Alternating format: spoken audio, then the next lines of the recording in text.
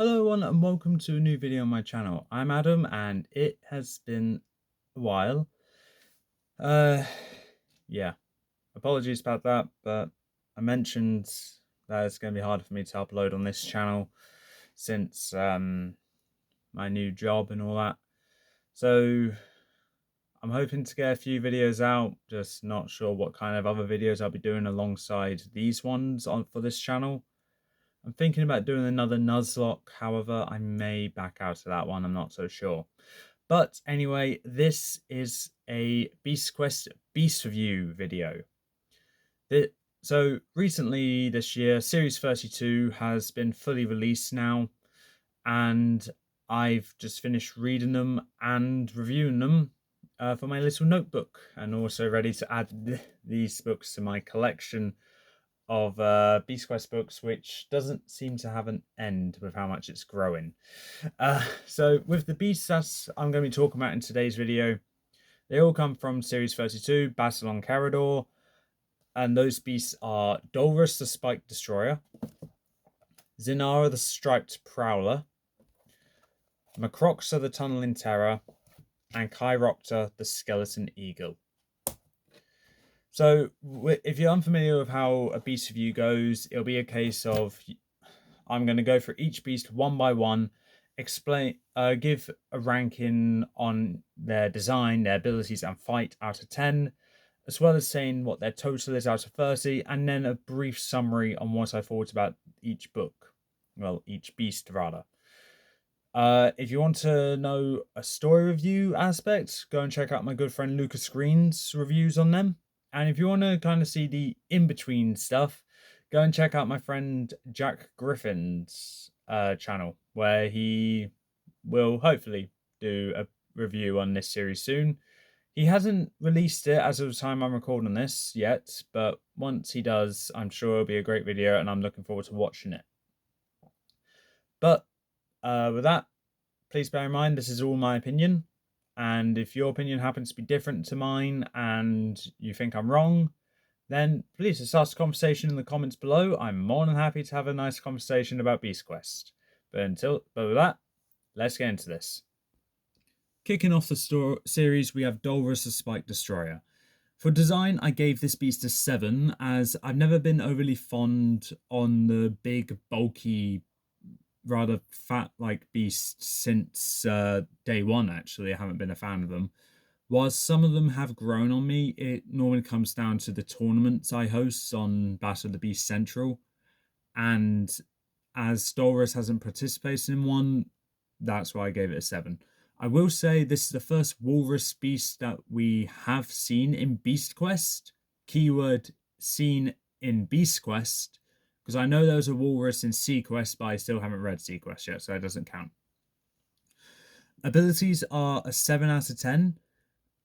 So the abilities are a bit basic. There's the thick hide, which adds to enhanced durability. A spiked tail, which didn't really help out at all in the fight, which Dolrus was in. Sharp fangs, swift swimming in water, as well as strong fins, and did I say agility in water? Yeah, along with a couple other abilities here and there, but all of which are pretty basic and what you'd expect off of a walrus, but also what you'd expect of a beast from the looks of it on a cover. The fight I gave a 7 out of 10. For me, the fight was lacking a lot when it came to potential. So this fight was technically broken up into 2 parts, and I'm actually going to talk about the second part first, where Katja and Varadu fought Dolrus alongside a shoreline and trapped Dolrus underneath an arch of rock, where Dolrus was too big to get in and he couldn't get back out. That part felt very rushed and very underwhelming, considering part 1 of the fight was Katja, Varadu, Nolan, Marilla, Rafe, Rugara, and Myandra and Azul, all on a ship, fighting Dolrus, or trying to rather, in the middle of a rainstorm, in the middle of the ocean. That was a great start to the fight, in my opinion, and why this score is a 7 and not a 6. But ultimately, why I loved that fight, don't get me wrong, but why I didn't give it a higher score though is because after that part, there was a short break, and then it went from what could have been the whole group of the new protectors against one beast turned into a single new protector, the animal companion versus the beast, which we've seen multiple times since these characters have been introduced. And whilst I won't say no to these new protectors, because ultimately I love the potential that's in all of them, I think seeing them all fight together is something that I now really want to see. And when I say that this series is lacking in is filled with missed potential, this involves every book in this series. That is what I'm referring to. There was the opportunity where all these beasts in this series could have fought each and every single one of the new protectors at once, but they didn't do that. It could have shown more fierceness, more power from the beasts if all the new protectors came together to take down these beasts. They'll show how powerful these beasts are.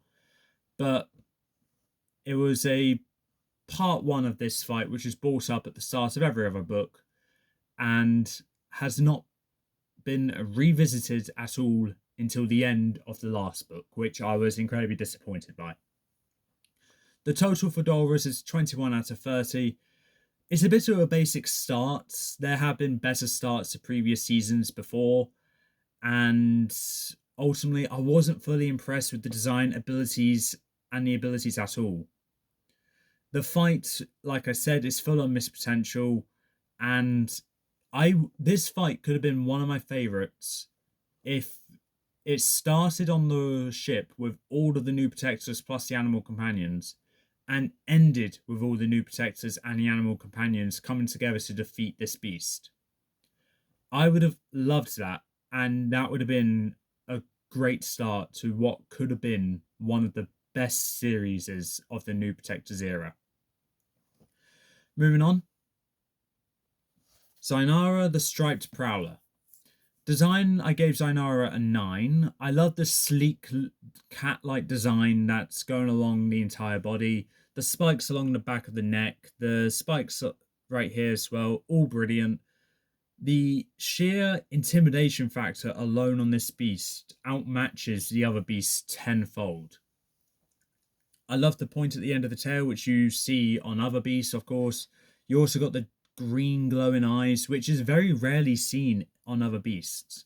I believe the first time glowing eyes was highlighted on a beast was actually Luna the Moonwolf in Series 4. And it's a trend, I guess, which isn't really picked up on very often. And when it does, it's normally executed really well. And this is one of them where it was executed very well. I will say, though, this is something which was pointed out in the book, and Lucas pointed out as well. So along here on the cover, it looks like Zainara has fur. She does have fur, but it's also been mentioned that her back is full of scales, which helps out with one of her abilities. However, it's not a major problem, if you ask me. I know it can be a bit of a plot hole where the writing seems like they couldn't decide whether Zainara has fur or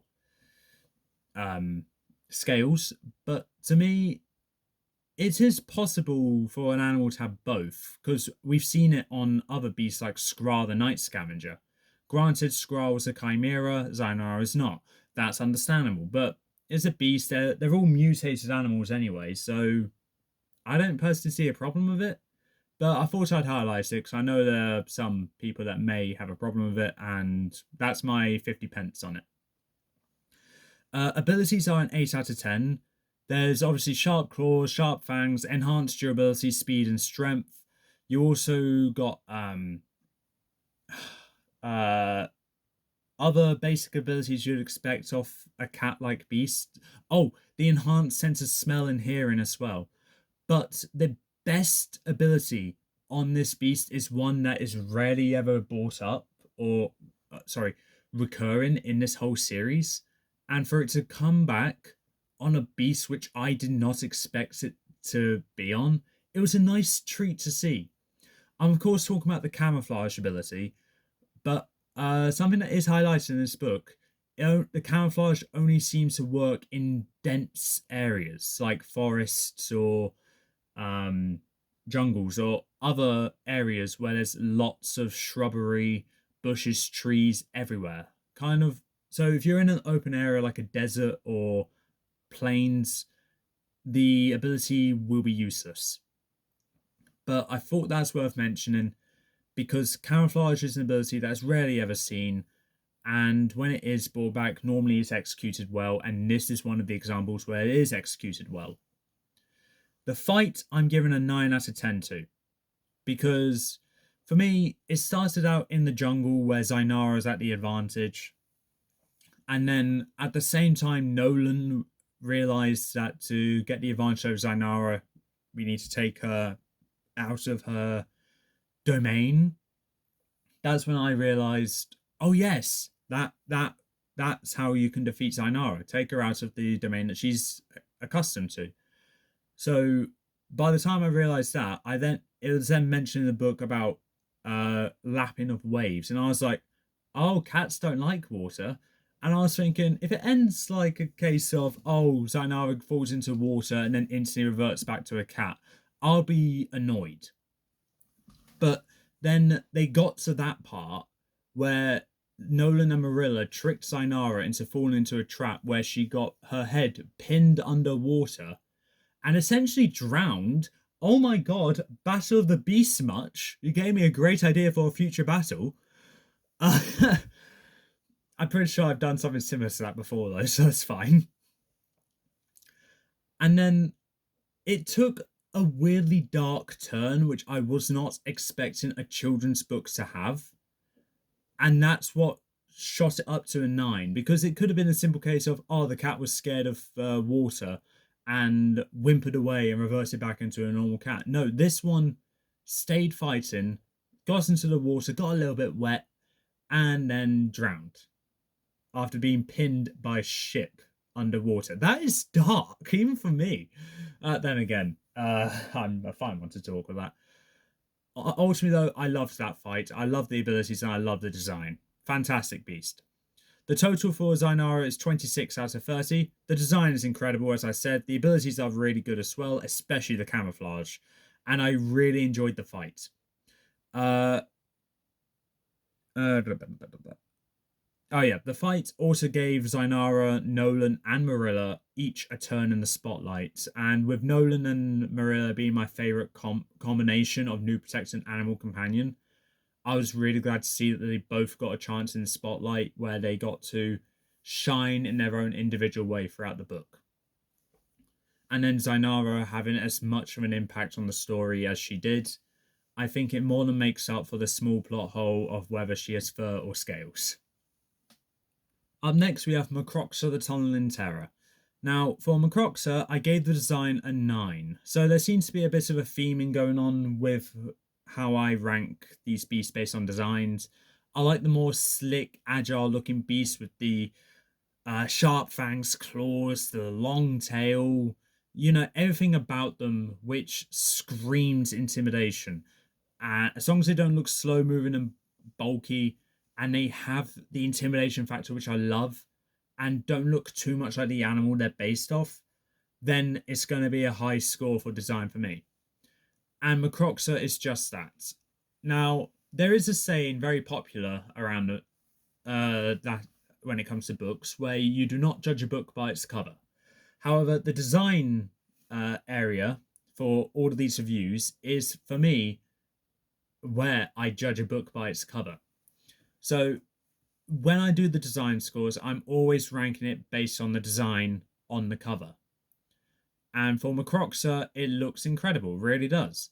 But then, if I judge the design on the actual way in which it's based on what it looks like or what it actually is, I would have ranked it a lower score. And the reason for that is because Macroxa is actually a giant rat. However, up until the release date, I was fully convinced that we were about to have our very first possum related beast, and it looked incredible. I was ecstatic for it. I then read the book and found out it's a rat, and I was thinking, oh, okay, disappointment right here. But okay, that's fine, that's fine. We only had tons of other rat beasts before. Muro, Vermok, and others which I probably can't be bothered to mention. But yeah, another rat beast. Thank you. Would love to see a possum beast, by the way, just before I mention it. Abilities are 7 out of 10. You got the basic abilities that you expect of a rat with enhanced sense of smell and hearing, agility, sharp claws and fangs, durability as well as strength. But then you also have the burrowing ability as well, which is unique, but then again, it's a rat, so you'd expect a rat to have that. But then again, if it was a possum, I would have expected the same thing. So yeah, I'll set myself up for disappointment there.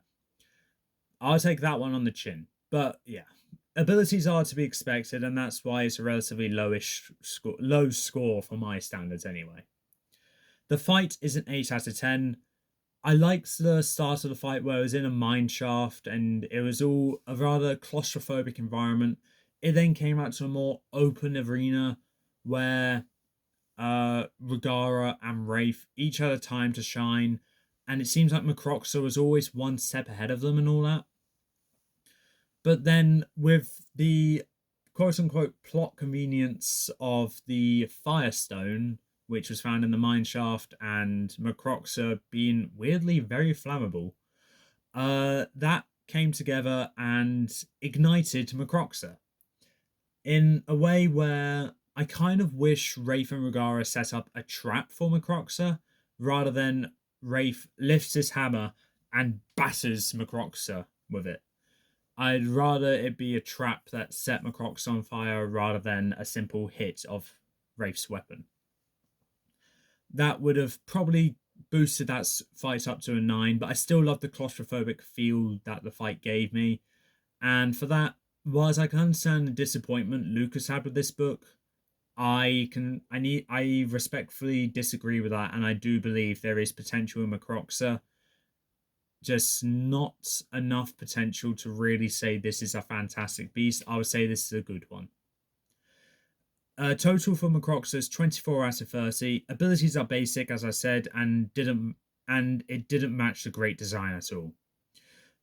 The fight also felt rushed, but I liked it. But next to the claustrophobic feel, there was nothing really special about the fight, which made me think, yes, I'll come back to this one. Wrapping up Series 32, we have Kerodor the Skeleton Eagle. Design-wise, it's an 8 out of 10. Now, as I've said with Macroxa, I judge the designs based on the cover. And with Kerodor, to me, it looked a little bit cartoony to me. So, was a beast of this kind of proportion and premise would normally get a high score, what drew it down to get an 8 out of 10 rather than a 9 or a 10? It's that. The head. The head was my main problem with it. Other than that, though, everything else about Kerodor I adore. Abilities, I gave an 8 out of 10 as well. Next to the basic ones that you'd expect from Kerodor, being flight, sharp talons, sharp beak, you know, the enhanced durability, speed, and strength, and an ear-piercing screech. Everything else is to be every ability that Kerodor has to be expected, except for one, and is the reason why this ability's score is an 8 rather than a 7, and that is her talons are still very much active after they get amputated off of her, which was an ability I was not expecting, and I found to be really good, but also a little bit dark as well. Bear in mind, I just finished reading this, and this video has been uploaded in October. This gave me Halloween feels, and I absolutely adored it for that. It was an ability I was not ready for, was not expecting, and when I saw it, I was like, yes! Oh my god. That was brilliant. Anyway, moving on, we got the fight, which I gave a 9 out of 10 to. This is by far the best fight of the series. So with this fight, it started out uh, where it was Chiropter versus, instead of Myandra and Azul, it was versus Rafe, Rugara, Nolan, Marilla, and Catcher and Raradu.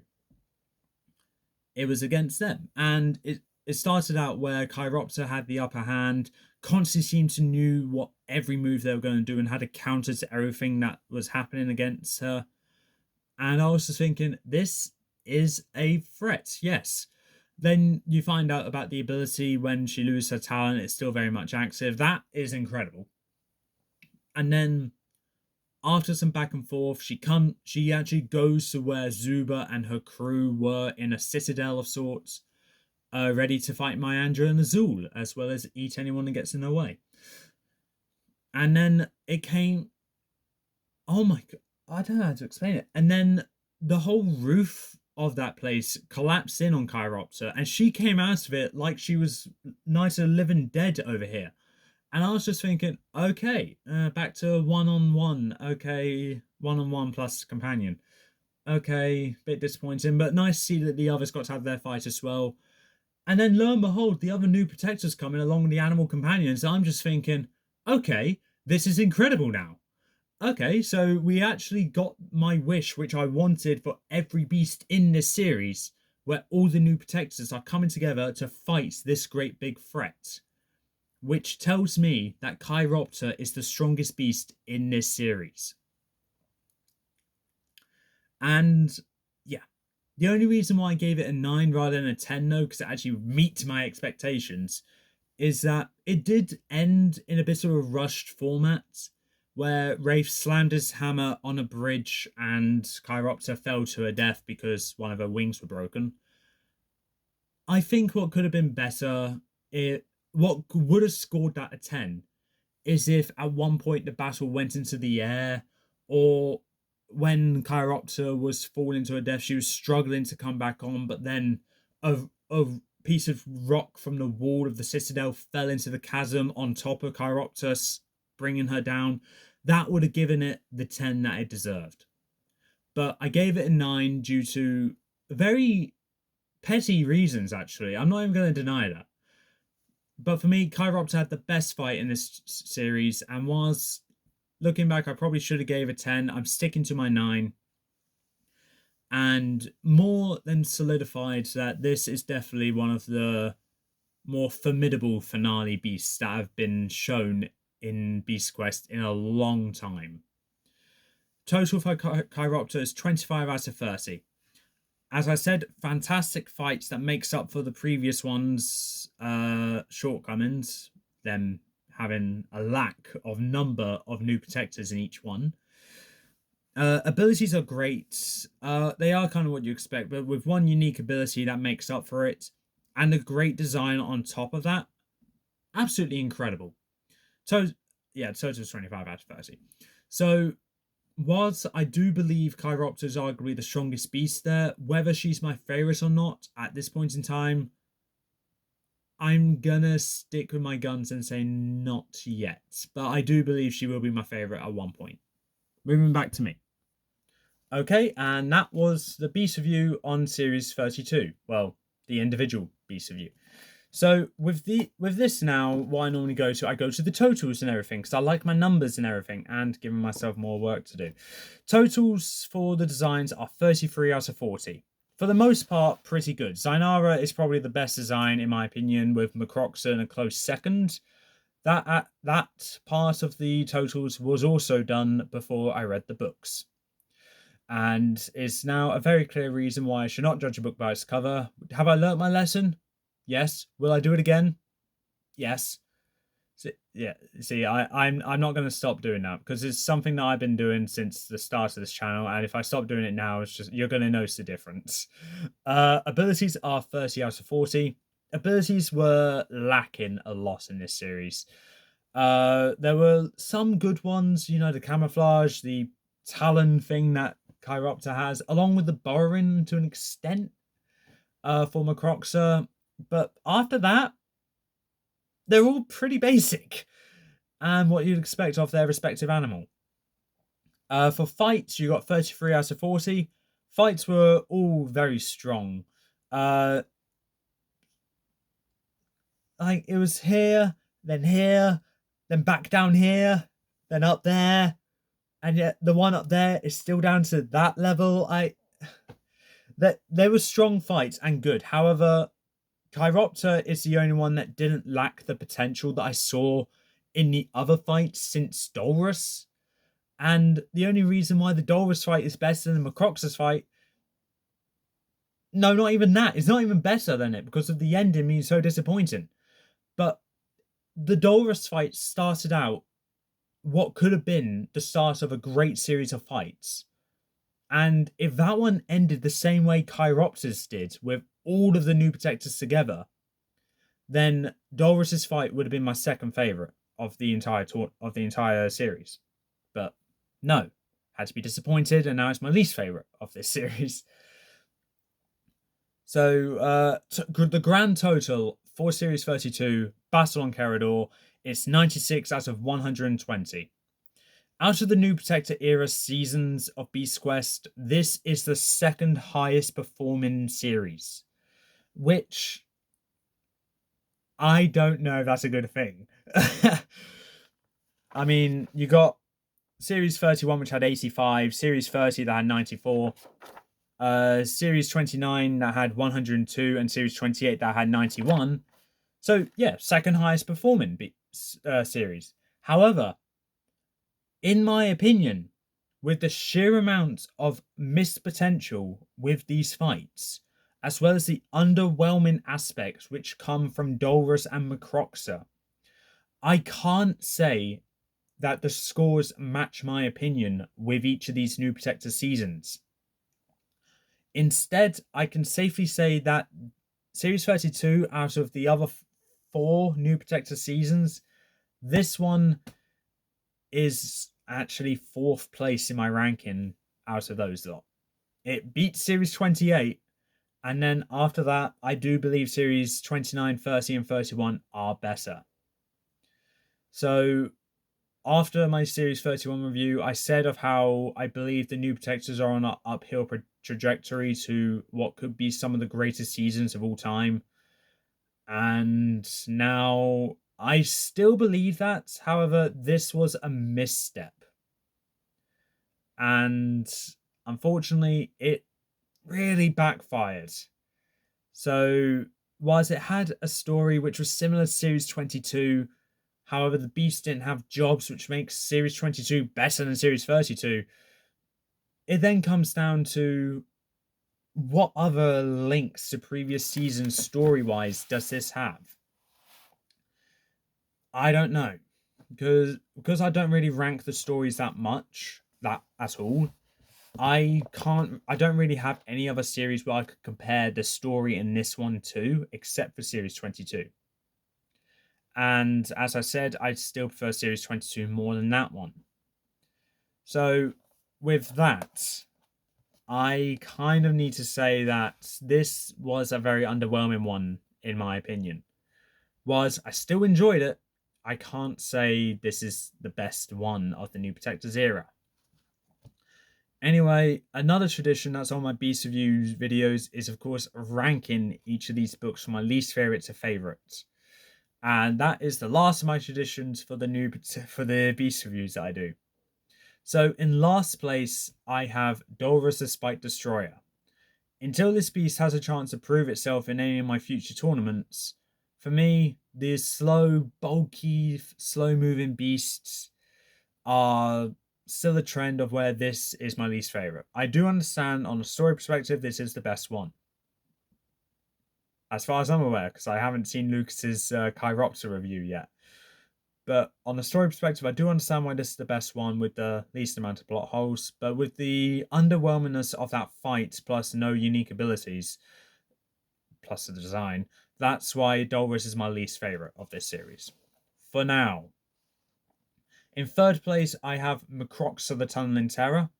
I really wanted to like this beast, but what held it back for me was the fight being a bit rushed, ending in a bit of a underwhelming aspect. All the new protectors not joining in for this fight, and also the abilities being a bit basic. Other than that, though, the only other downside for Macroxa is my ultimate disappointment when I found out this was not a possum, rather than a rat. So then, yeah, second place, we have Chiropter the Skeleton Eagle. With all the good things I said about Chiropter, this will probably be my favorite beast of this series in the next few weeks. At the moment, though, I'm still ranking this as my second favorite because opinions can change, but for now, I'm sticking to second favorite due to the scores. I am sticking to the scores when it comes to my ranking here. And for that, Chiropter, second place. I do like everything about this beast. The only downside is the cartoony looking head. Other than that, though, in the book, if I judged the design based on the beast in the book, I would have been like, yeah, that's easily a 9, maybe even a 10. This is giving me Kronos vibes here. And Kronos is a terrifying beast to look at. But of course, in first place, I need to give my favourite beast of this series being Zainara the Striped Prowler. And well done, Lucas. Well done, Jack. You both predicted which beast would be my favourite of this series. And you guys were right. It was Zainara. But for how long, I don't know. This beast, honestly, what sealed it for me being my favourite of this series was the camouflage ability. Along with the fight being one which I thought was excellent, but also very dark, I was thinking, yeah, you're going to need to have a really good beast to beat this one. And yeah, Zainara is that really good beast that none other beasts in this series have beaten. So yeah, that is my beast review on Series 32, Battle on Kerodor. And fittingly, this video is now 32 minutes long. Brilliant. Okay, so with that, that is my review, and that is all for this time. If your opinions are different to mine in any way, please comment what you thought of this amazing series. And with that being said, that's all for this time. If you like what you saw, leave a like, leave a comment, don't forget to subscribe, press the notification bell down in the corner below, and I'll see you next time.